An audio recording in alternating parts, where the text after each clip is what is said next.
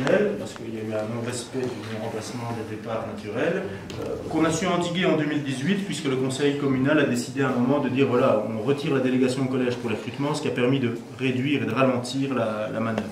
Si on tient compte maintenant du chiffre 2019, j'attire votre attention sur le fait qu'à ce stade, nous avons un budget qui est, comme son nom l'indique, provisoire, et c'est une estimation qui a été faite à situation constante. Donc le but, et c'est ce pourquoi le budget a été reporté au mois de juin, c'est de faire coïncider notre budget avec un plan de gestion et un programme stratégique transversal, ce qui fait que cette salve que nous allons faire au niveau financier en passant tous nos documents en une fois, va nous permettre de tenir compte dès le budget 2019 de mesures qui sont prévues au plan de gestion. Sinon, il y a toujours un décalage temporel entre le moment où vous prévoyez une mesure et le moment où elle produit effectivement des effets au niveau budgétaire.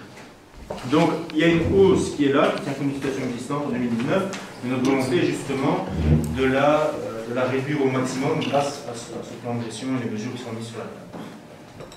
Alors, comme je vous l'annonce au début, la volonté est également de voir où nous en sommes, mais ce que nous aurions dû faire. Donc, en 2013, le collège communal avait décidé de mesures à intégrer dans son plan de gestion, et notamment au niveau personnel, la volonté était de dire on ne remplace pas les départs naturels. Vous l'avez vu dans mon explication préalable, on n'a pas respecté cette mesure tout au long. Si cette mesure avait été respectée, nous aurions pu maintenir, bêtement par une politique de non-remplacement des départs naturels, un niveau de salaire qui serait en dessous des 16 millions d'euros, alors qu'ici on va les dépasser, et qui permettrait quand même de générer un gain d'1,5 million. On sait plus ou moins qu'il y a un déficit structurel à combler au niveau de la ville, j'y viendrai plus loin, ça aurait été une mesure qui aurait été assez facile de notre côté pour équilibrer nos budgets. Dépenses de fonctionnement. Non, le maximum. Le maximum du précompte personnel est en 2008 dans la circulaire, et le maximum du précompte est en 2017. Oui, et on est à 3200 depuis 2013. Donc, ni nouvelles taxes, ni nouvelles impôts, mais recherche d'une équité fiscale, ça je ne l'avais pas dit, mais c'est vrai que c'est évident. L'amélioration de la qualité de l'air en centre-ville, on s'y est engagé, et surtout assurer le suivi aussi de toutes ces analyses et une transparence complète aussi au sujet de ces analyses, c'est évident pour nous. Toujours la mise en œuvre d'une logique concertée avec les acteurs de terrain. On reviendra sur l'abattoir communal tout à l'heure, mais on est totalement dans cette logique sur ce point aussi.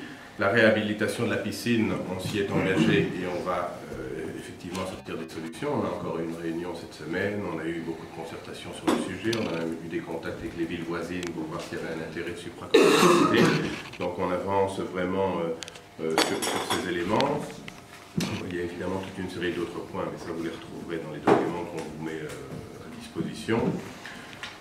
Une commune saine financièrement, vous venez de voir l'ampleur du défi, mais pour nous c'est vraiment important, et donc on est dans cet objectif clair de faire en sorte que toutes les mesures qu'on va prendre soient dans une politique financière prudente, avec la recherche de subsides, avec vraiment le respect des balises budgétaires que nous aurons déterminées. Une commune gouvernance 2.0, c'est les nouvelles technologies qui seront vraiment au centre des préoccupations. Et vous verrez aussi que dans les prochains jours, les prochaines semaines, on aura l'occasion de communiquer sur le sujet. Donc le e-commune, le Smart City, on a intégré dans cet élément-là les fameux dispositifs de vidéosurveillance dans les points particulièrement problématique sur le territoire de la ville.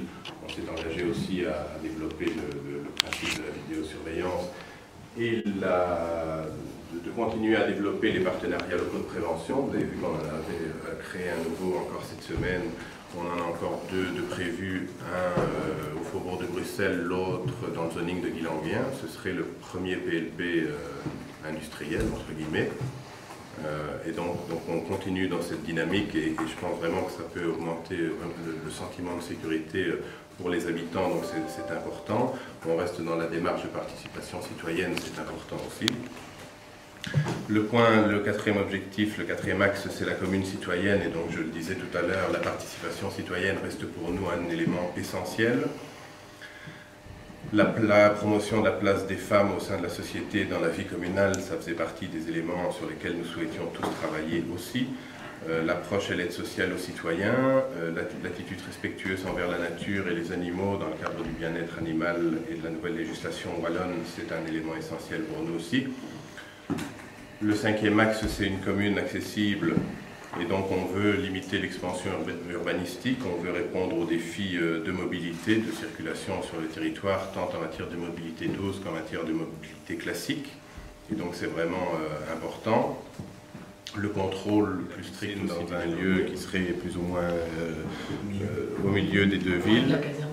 Et donc on avait pensé, on avait pensé à la caserne de Rebais en se disant on a une gare juste en face, on permettrait peut-être de faire des économies sur l'investissement grâce aux pompiers. Malheureusement, Lessines n'est pas dans cette optique puisque Lessines veut absolument garder sa piscine au centre-ville. Donc on ne sera pas dans cette... Ce qui est compréhensible, puisqu'ils ont les sous, c'est plus facile pour eux. Hein. Quand tu vois déjà rien ici, les écoles, la facilité qu'ils ont d'aller en centre. Ah oui, j'ai pas de souci, mais donc, il faut voir si entre une charge d'emprunt à 500 000 et une charge d'emprunt à 1,5 million, il y a aussi une différence. Et donc si le citoyen est prêt à payer, moi j'ai pas de souci là-dessus. Mais donc il faut être conscient de ça. Mais donc voilà, sur la piscine, on est toujours dans cette dynamique de trouver une solution pour la pérenniser. On va se décider dans les prochains jours ou les prochaines semaines parce que l'urgence est quand même là. On a des gros problèmes au niveau de la piscine. L'infrastructure est fort vieillissante, on a des problèmes dans tous les sens et donc il faut qu'on se décide rapidement.